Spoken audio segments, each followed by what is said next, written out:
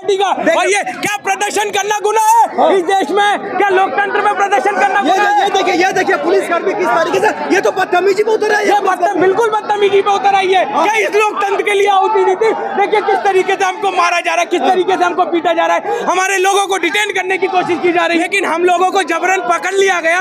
हम लोगों की गिरफ्तार करने के लिए इतनी फौजें उतार दी गई। हम लोग आतंकवादी नहीं है, हम लोग इस देश के नागरिक है, हम लोग कांग्रेसी कार्यकर्ता, हम लोग बब्बर शेर है, हम लोग डरने वाले नहीं है, हम लोग लड़ने वाले हैं। क्या कह रहे थे वो चुनाव में, क्या बात कर रहे हैं? चुनाव में क्या कह रहे थे वो?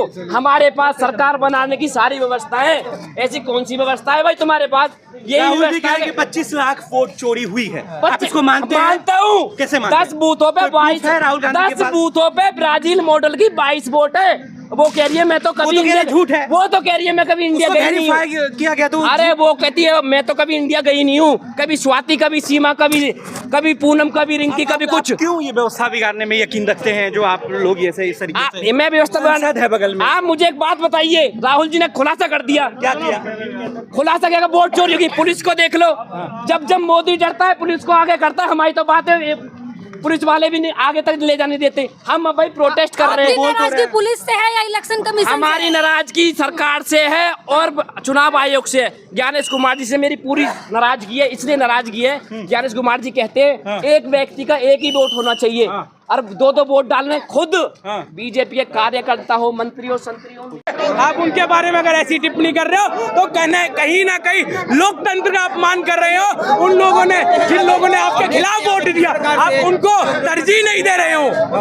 लेकिन फिर भी लगातार ये कहा जा रहा है आप लोग पुलिस से बदतमीजी कर रहे हैं, आरती निकाल रहे हैं। मैं आपसे बड़ा विनम्र होकर ये बात कहूंगा कि आप लोग दिखाइए, हम लोग पुलिस से बदतमीजी नहीं कर रहे। हम लोग बड़ा शांतिपूर्वक प्रदर्शन करना चाह रहे थे, लेकिन हम लोगों को जबरन पकड़ लिया गया। हम लोगों की गिरफ्तार करने के लिए इतनी फौजें उतार दी गई। हम लोग आतंकवादी नहीं है, हम लोग इस देश के नागरिक है, हम लोग कांग्रेसी कार्यकर्ता, हम लोग बब्बर शेर है, हम लोग डरने वाले नहीं है, हम लोग लड़ने वाले हैं। हम संसद घेरेंगे, प्रधानमंत्री का घर घेरेंगे। जब तक हमारी आवाज को दबाया जाएगा, जब तक हमारी आवाज को दबाया जाएगा, जब तक हम आवाज उठाएंगे, हम मजबूती से आवाज उठाएंगे। हम बिल्कुल जाएंगे। हम लोग पहले बकायदा आपको प्रूफ दिया है। बिहार में जिस तरीके से वोटर लिस्ट का घपला किया गया है, उसको हमने उजागर करने का काम किया। हरियाणा में उजागर करने का काम किया, कर्नाटक में उजागर करने का काम किया। हम गली गली, मोहल्ले मोहल्ले जाएंगे और आवाज उठाएंगे। वोट चोरी के खिलाफ ये आवाज रुकने नहीं वाली है। ये आवाज बढ़ेगी और इतनी दूर तक जाएगी कि सरकार को झुकना पड़ेगा। हम सबने बिहार चुनाव का रिजल्ट भी है, देखिए खड़े हैं, सब एक साथ खड़े हैं। बिहार चुनाव में ये मान के चलिए, देश, बिहार की जनता मन बना चुकी है। बिहार की जनता बदलाव चाहती है। बिहार की जनता तेजस्वी यादव को मुख्यमंत्री देखना चाहती है। मोदी जी कह रहे हैं कि कट्टा लगाया है आरजेडी ने, अब कांग्रेस को पद दिया जाए। देखिए कट्टा बोले तो मुख्यमंत्री पद का जबरदस्ती छीना है। कट्टा बोले तो कट्टा तमंचा। देख, देश के प्रधानमंत्री इस तरीके की भाषा का इस्तेमाल कर रहे हैं, मतलब शर्म आनी चाहिए। तमंचा, कट्टा, ये छिछोरे लोग जो होते हैं वो इस तरीके की भाषा का इस्तेमाल करता है। और जिस तरीके से देश का प्रधानमंत्री इस तरीके की भाषा का इस्तेमाल कर रहा है वो बेहद निंदनीय है। मैं सिर्फ यही कहना है। बिहार में क्या होगा? बिहार में जनता मन बना चुकी है, तेजस्वी यादव को मुख्यमंत्री देखना चाहती है।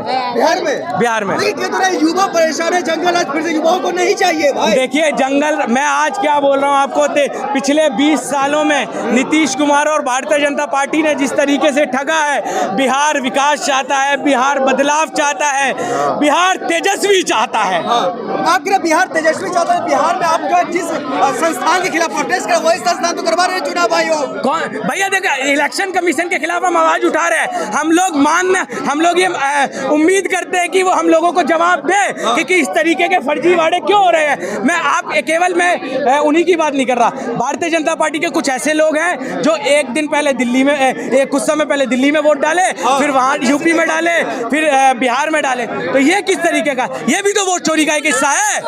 हमेशा कह रहे हैं कि वो निष्पक्ष है।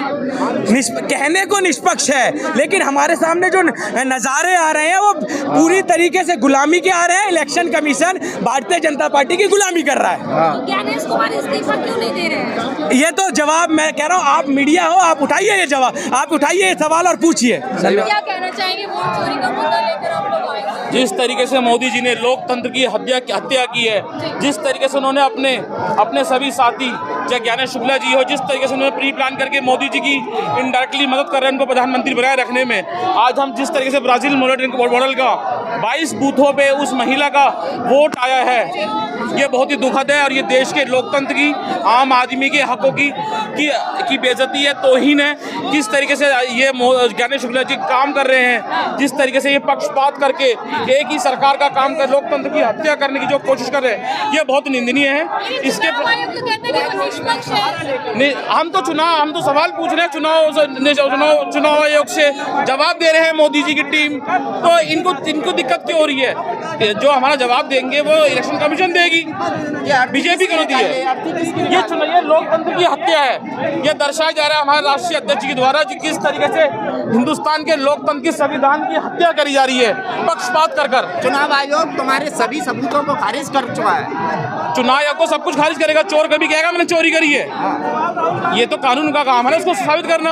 हमारे नेता राहुल गांधी जी ने पीसी करके सब कुछ साबित कर दिया है किस तरीके से ये चुनाव आयोग ने लोकतंत्र की हत्या की है। आप लोग चुनाव काय के लिए बाइकआउट नहीं करते हैं? चुनाव को बाइकआउट करिए, लेकिन आप चुनाव बाइकआउट करना, हम संविधान की का सम्मान करते हैं, तो इसलिए हम चुनाव को बाइकआउट नहीं कर सकते। ये संवैधानिक मामला है। हम कोई संघी लोग नहीं है। हम एक मिनट हम कोई संघी लोग नहीं है जो संविधान को नहीं मानेंगे। हम लोकतंत्र के, हम गांधीवादी लोग हैं, हम अम्बेडकरवादी लोग हैं, जो संविधान को मानते हैं। इसलिए जो चीज संविधान से बनी है उसको हम मानेंगे। तो वो तो सरकारी संस्था है, तो निष्पक्ष काम कर रही है, आप लोग नहीं, वो प्राइवेट संस्था बन चुकी है। चुनाव आयोग जो है आज की डेट में प्राइवेट संस्था बन चुकी है। मोदी जी जिसको चाहते हैं, जिस गधे को चाहते हैं, चुनाव आयोग की गद्दी में बैठा देते हैं और वो उस तरीके से मोदी जी के लिए काम करता है।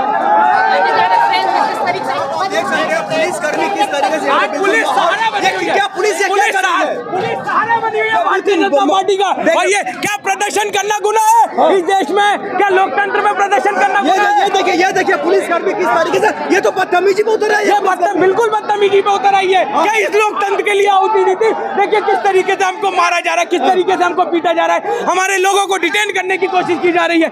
ये शर्म आनी चाहिए इस सरकार को, शर्म आनी चाहिए शासन प्रशासन को। क्या ये आरती निकालना सही बात है? बिल्कुल सही बात है। हम लोग मांग कर रहे हैं कि इस देश के गृह मंत्री को इस्तीफा देना चाहिए। आप इस्तीफा की मांग कर रहे हैं, लेकिन वहीं दूसरी तरफ जो पुलिस कर्मी को खदेड़ने का कोशिश कर रही है। लेकिन गलत है ना, वही बता रहा हूँ ना कि आज प्रशासन पूरी तरीके से शासन का गुलाम बन के काम कर रहा है। आज पुलिस प्रशासन सरकार की गुलामी करने का कार्य कर रही है। बेहद निंदनीय है, इस लोकतंत्र में बहुत ही निंदनीय कार्य है ये। क्या प्रोटेस्ट करना भी यहाँ पर जायज नहीं इस देश में? भाई ये है, इस सवाल के लिए इसे सवाल ही तो हम पूछना चाहते हैं, क्या प्रदर्शन करना गुनाह हो गया? अगर एक गुनाह है तो हम गुनहगार हैं। इस देश की लोकतंत्र को बचाने के लिए हम गुनहगार बनना चाहें तो आप बना दीजिए। क्या लगा इस्तीफा देंगे नहीं आपसे? हम इस्तीफा मांगेंगे और जब तक हम लड़ाई लड़ेंगे या तो हमें फांसी पे चढ़ा दीजिए या हमको सलाखों के पीछे कर दीजिए, हमें कोई फर्क नहीं पड़ता।